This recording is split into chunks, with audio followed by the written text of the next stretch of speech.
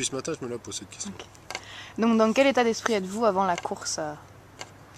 Un peu stressé par les événements sociaux plus que par la course en elle-même. Je sais pas toi.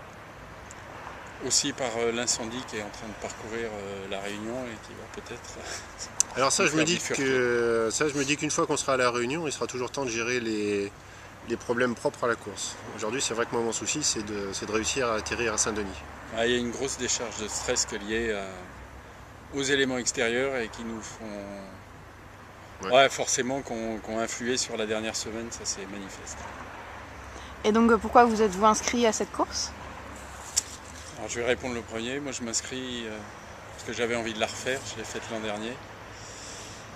Et que je pense qu'une fois qu'on nous a inoculé le virus, c'est quasiment impossible de s'arrêter. La limite après les physiques, quoi. Tant qu'on peut s'entraîner et que... Donc je la ferai tant que je pourrai. Et moi c'est difficile de te répondre parce que c'est la première fois que je la fais. J'ai été attiré presque par hasard, un peu comme un défi, comme tu commences à courir une première fois que tu t'achètes une paire de baskets.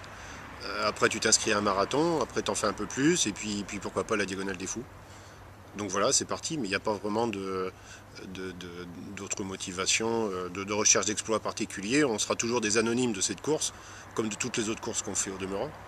Donc c'est pas, on n'est pas dans ce registre-là. Puis il y a un côté vraiment aventure, parce qu'on part à 10 000 km, on va parcourir des paysages absolument sublimes. On traverse le parc national qui vient d'être classé au patrimoine mondial de l'UNESCO. Et en plus, on est ambassadeur de la Charente, indirectement. En tout cas, on fera en sorte de parler de la Charente. Et vous avez des objectifs? Ouais, oui. On va répondre la réponse la plus bateau et que font tous les coureurs, c'est qu'on veut aller au bout.